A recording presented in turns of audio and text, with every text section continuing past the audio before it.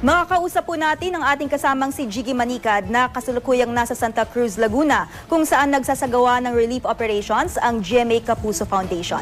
Jiggy?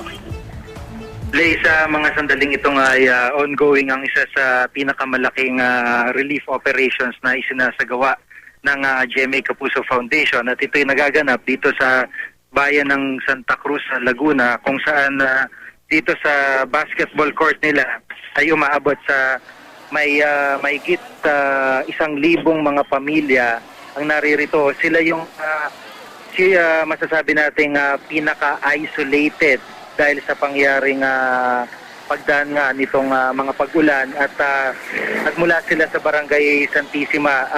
Kinailangan pa nilang magbangka para lamang makabot dito sa covered court ng Santa Cruz Municipal Hall, at mamaya pagkatapos ng pamimigay ay babalik na ulit sila sakay ng kanilang mga bangka.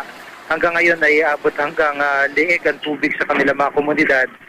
Manhirap yung mga residente dyan na makalabas ng bahay para makakuha ng kanilang mga pangunahing pangangailangan.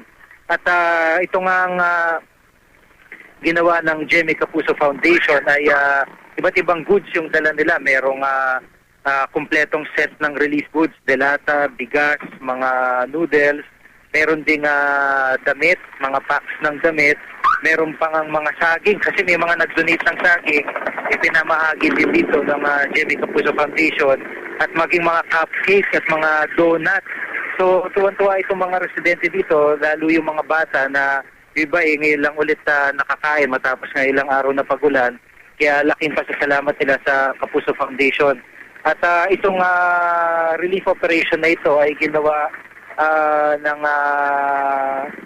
ginawa sa pakikipagtulungan ng Land Rover Philippines. Sila yung nag-provide ng mga sasakyan na pambaha at truck na ginamit panghakot ng mga relief goods ng mga residente dito. At mamaya nga, medyo marami pa rin. Inaasahan na dudumugin itong bagamat nakapamigay na ng stab itong mga barangay chairman dito, ay inaasahan na dudumugin pa rin ito ng ibang mga residente dahil unti-unti nga ay nababalitaan sa kalapit na barangay yung ginagawang pamimigay. So,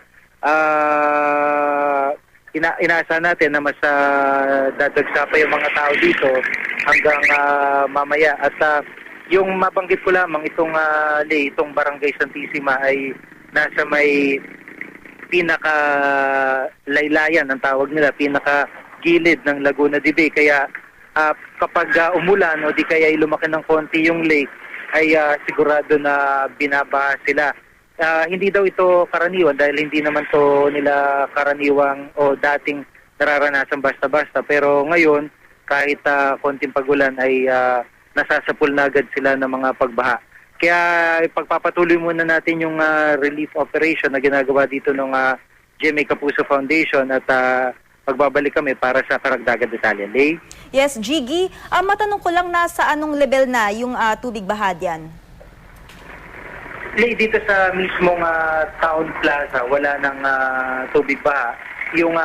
Pero kapansin-pansin dito kasi sa likuran lamang ng munisipyo, yung mismong ilog na naglalagos dun sa papuntang Barangay Santissima. Kumbaga parang mataas pa rin yung tubig. Masasabi natin mataas pa rin yung tubig. Hindi siya doon sa normal na level, ay na rin doon sa mga residente. At yung mismong Barangay Santissima, ito yung isa sa pinakamalayo. Ito yung tinarget ng relief operation at isa sa pinaka-isolated. Doon sa kanila hanggang leg pa rin yung tubig baha. Wala nang dito wala nang pagulan dito.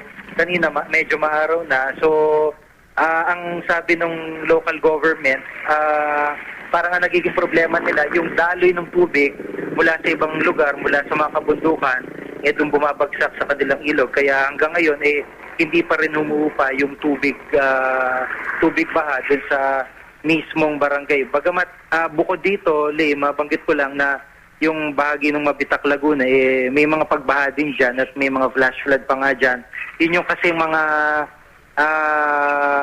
naapektuhan itong mga tubig kapag bumababa yung tubig galing Sierra Madre. So ito yung mismong pinoproblema ngayon ng mga residente doon dahil di rin pangkaraniwan, putik yung dumadaloy sa kanila kapag lumalakas ang ulan. Lay? Jiggy, since gumanda na yung panahon, may estimate ba yung local government kung kailan bababa yung tubig dyan sa bayan dyan? Wala silang estimate kasi nga yung problem kahit wala ditong ulan, yung tubig nanggagaling na doon sa ibang mga lugar. So, hindi nila masabi kung halimbawa umuulan ng